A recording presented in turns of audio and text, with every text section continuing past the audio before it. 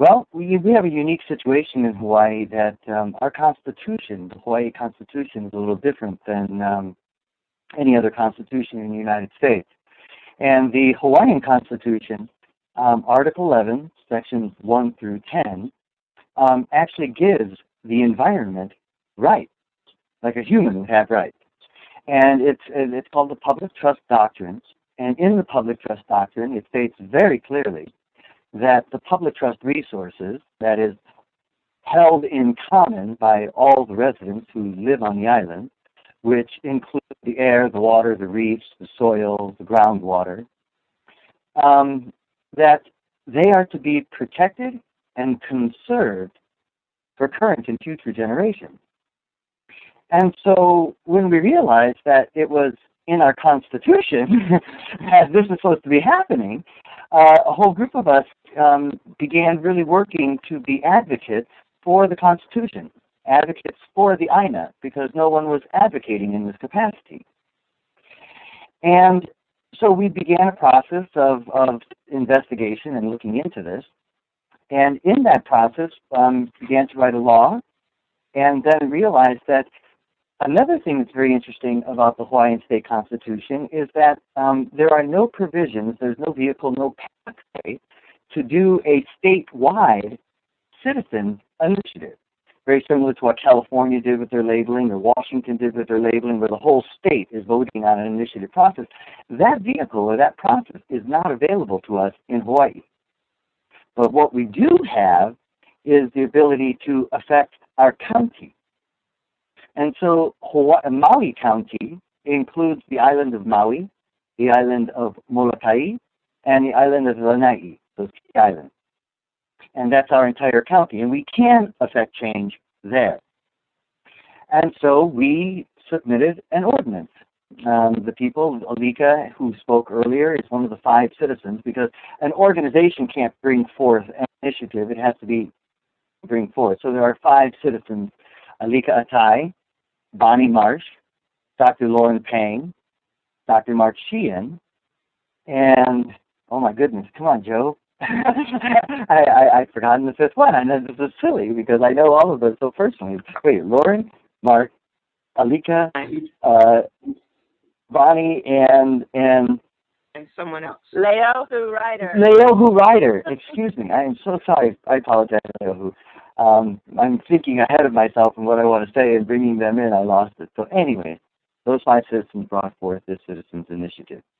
Now, in order to get it on the ballot, 8,500, approximately, it's like 8,470, 8,500 citizens had to agree that they would like to participate and see this on the November ballot, to check it out.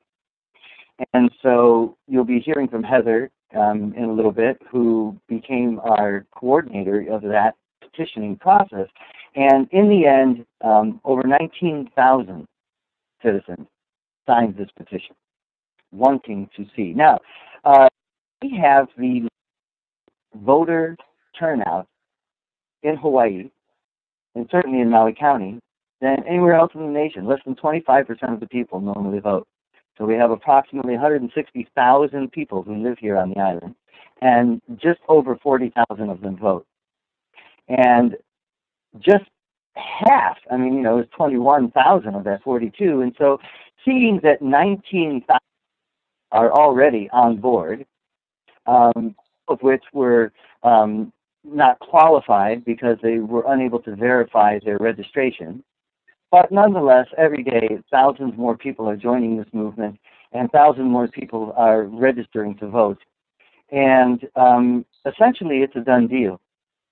And the county council is really alarmed, I believe, and very concerned, because this is an election year. And they know that almost half the amount of people who voted in the last election want to see this either passed by the county council immediately or given to the voters to pass. Right. Now, the pushback from the industry has already begun, the disinformation campaign, which we anticipated. And fortunately, we have a whole panel of scientists worldwide who are assisting us in this process. And so they analyze what they say. And I've been trying to come up with an analogy because it's so interesting. The companies themselves won't come out and outright and publish something that would be incorrect or a lie, right? But they'll hire individuals to do this in blogs and stuff like this and say that they're experts in this field and what have you, and they'll come out.